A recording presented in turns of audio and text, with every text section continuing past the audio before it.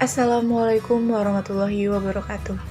Perkenalkan, nama saya Andine Kamalinda, NIRM 0102202138 dari kelas BUN 2A, dengan mata kuliah Teknik Pembenihan Tanaman Perkebunan. Pada video kali ini, saya akan membahas mengenai tahapan kultur jaringan pada tanaman tebu.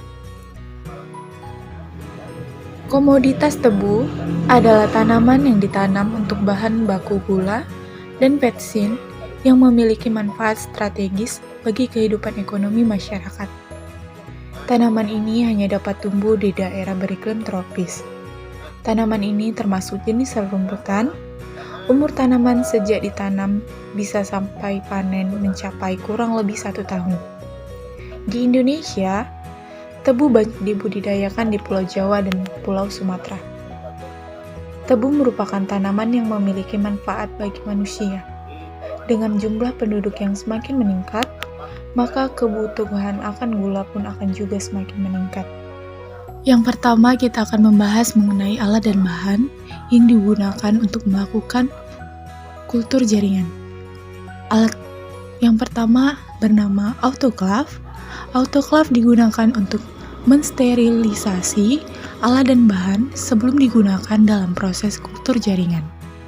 Bahan yang biasanya perlu disterilisasikan yaitu bernama medium.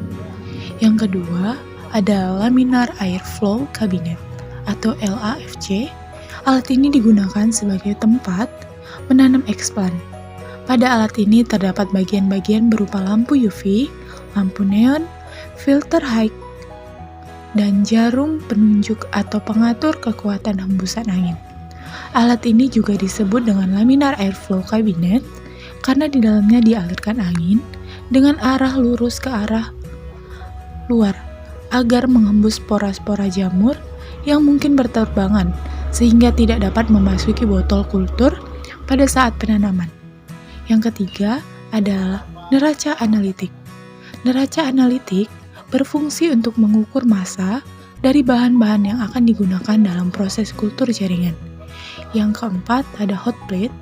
Dengan pengaduk bermagnet, alat tersebut berfungsi sebagai kompor, yaitu untuk memasak atau memanaskan medium dalam pembuatan media padat.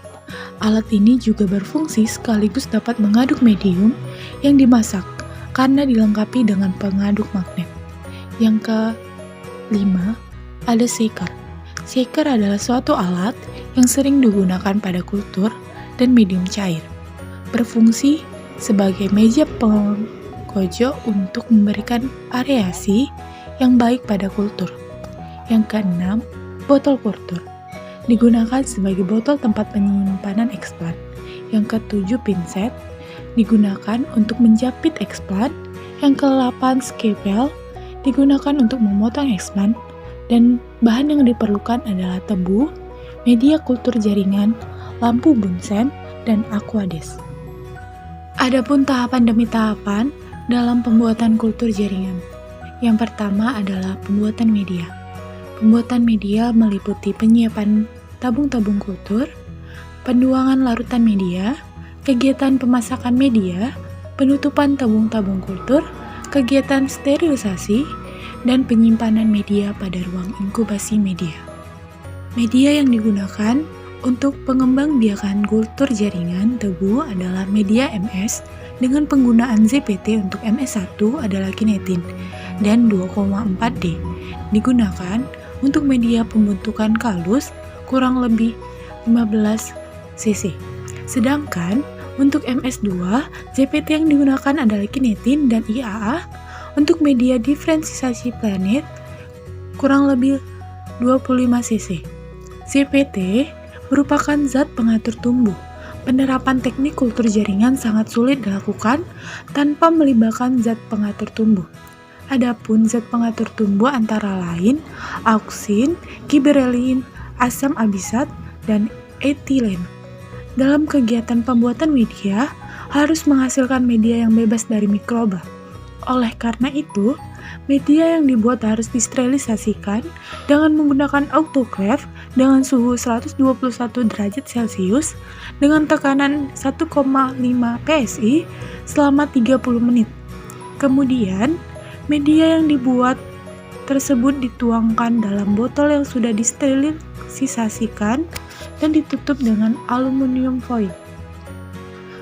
Media yang terkontaminasi kemungkinan disebabkan karena kondisi laboratorium dan ruang pertumbuhan yang kurang steril, serta tabung kultur yang tidak steril. Kondisi laboratorium yang tidak pernah dilakukan sterilisasi menggunakan formalin kemungkinan juga mempengaruhi proses pengembangbiakan secara kultur jaringan. Tahapan yang terakhir adalah tahapan inokulasi. Ada dua cara pada tahapan ini. Yang pertama, penanaman pucukan expand. Penanaman pucukan tebu yang telah dipotong-potong ke dalam media MS1. Hal ini dimaksudkan untuk mendapatkan kalus. Kalus adalah sel yang tumbuh dari irisan pucuk.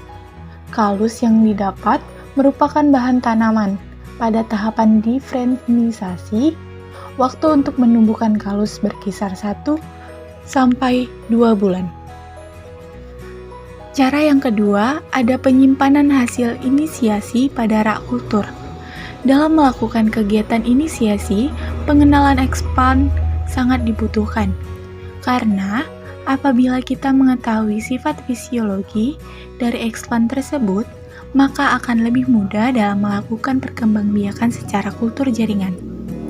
Keadaan expand juga sangat menentukan sekali dalam kultur jaringan.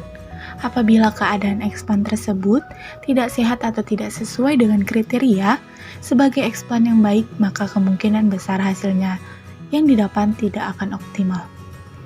Untuk menghilangkan sumber infeksi, bahan tanaman harus disterilisasikan sebelum ditanam pada media tumbuh. Jaringan atau organ yang terinfeksi jamur atau bakteri sistemik hendaknya dibuang.